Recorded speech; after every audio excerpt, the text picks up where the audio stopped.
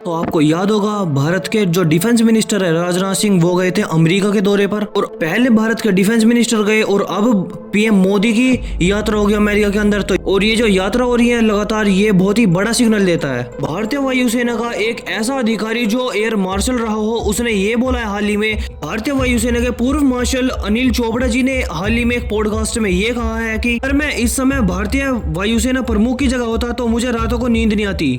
आज के टाइम पे भारतीय वायुसेना की जो स्थिति बनी हुई है वो कतई भी ठीक नहीं है। और भाई लोग, इस न्यूज को जानने से पहले अगर आपने सब्सक्राइब नहीं करा तो आप सब्सक्राइब कर लो, क्योंकि ज्यादा लोग हमारी वीडियो देखते हैं पर लेकिन उन्होंने सब्सक्राइब नहीं कर रखा। और वीडियो को लाइक भी कर देना, ये आपके लिए छोटा मोटा काम है पर लेकिन इस चीज से हमारी बहुत मदद होती है। हमारे पास नए लड़ाकू विमान तो आ ही नहीं रहे हैं, पर लेकिन जो पुराने लड़ाकू विमान है जैसे MiG-31 जैसे लड़ाकू विमान बहुत ही बड़ी संख्या में भारतीय वायुसेना के अंदर। और वो हाल ही में कुछ ऐसी रिपोर्ट भी आई है जो बहुत ज्यादा एक्सीडेंट हो रहे हैं उनसे।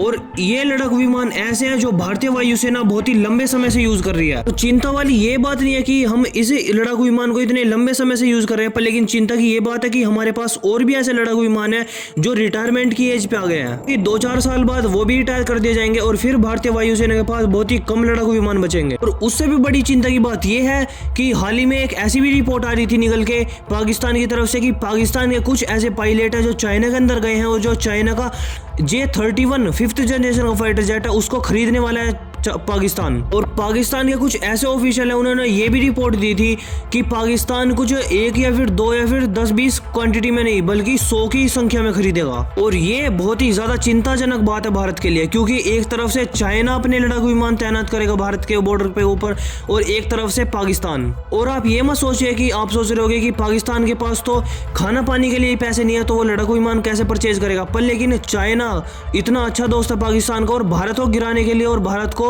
के ऊपर प्रेशर बिल्ड करने के लिए चाइना 101% दे देगा क्रेडिट बेसिस पर। और वहीं जहां पे भारत के पास 4th जनरेशन के और कैपेबिलिटी है उसके अकॉर्डिंग ही हमारे पास लड़ाकू विमान नहीं है, तो हम चाइना और पाकिस्तान का एक साथ कैसे मुकाबला कर सकते हैं। अब चाइना का जो 5th जनरेशन का लड़ाकू विमान है वो 5th जनरेशन का हो या फिर ना हो, पर लेकिन चाइना तो पेपर के ऊपर यही दावा करता है कि उनका जो J-31 फाइटर जेट है वो 5th जनरेशन का फाइटर जेट है। और आप भी देख लेना आने वाले ठीक 10 सालों के अंदर अंदर चाइना और पाकिस्तान के पास 100 से ज्यादा स्टेल्थ लड़ाकू विमान होंगे। आप सोच रहे होंगे कि भारत भी तो अपना M का लड़ाकू विमान बना रहा है स्टेल्थ, तो उसके ऊपर क्या काम चल रहा है आज के टाइम पे। तो मैं आपको बता दूं वो डिले ही होता जा रहा है और उसके ऊपर बहुत ज्यादा टाइम लग रहा है, क्योंकि जो स्टेल्थ टेक्नोलॉजी होती है वो बहुत क्रूशल होती है किसी भी लड़ाकू विमान के अंदर।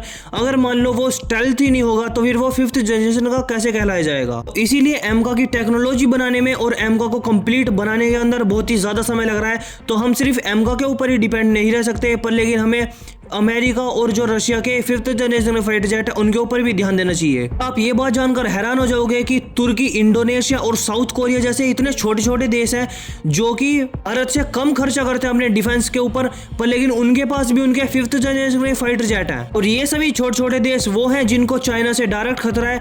और भारत तो एशिया के अंदर इतना बड़ा देश है कि भारत को तो डायरेक्ट खतरा है चाइना और पाकिस्तान से। इसीलिए उन्होंने अपनी डिस्कशन में ये कहा कि अब भारत को अमेरिका से बात करनी चाहिए F-35 के ऊपर। और ऐसा भी नहीं है कि भारत एक बड़ी संख्या में खरीद ले, बल्कि 3 या फिर 4-5 स्क्वाड्रन कितनी भी हो सकती है भारत के लिमिट के ऊपर। अगर हमको चाइना और पाकिस्तान को दोनों को एक साथ रोकना है तो हमारा 1-2 स्क्वाड्रन से काम नहीं चलेगा। और हमारे पास तमाम ऐसे हथियार है जो हमने अमेरिका से खरीदे हैं, जैसे अमेरिकी हथियार है जो भारत हाल ही में खरीद चुका है, जैसे कि अपाची लड़ाकू विमान हो गया, चिनूक, और थल सेना को एक MS-60 रोमियो, और ये एक हेलीकॉप्टर है जो कि एक बहुत ही ज्यादा ताकतवर माना जाता है। कुछ ऐसे हथियार है जो कि इंडिया खरीद चुका है। और बाकी इस न्यूज के ऊपर आपका क्या व्यू पॉइंट है वो कमेंट सेक्शन में जरूर बता सकते हो, और लाइक और सब्सक्राइब जरूर कर लेना।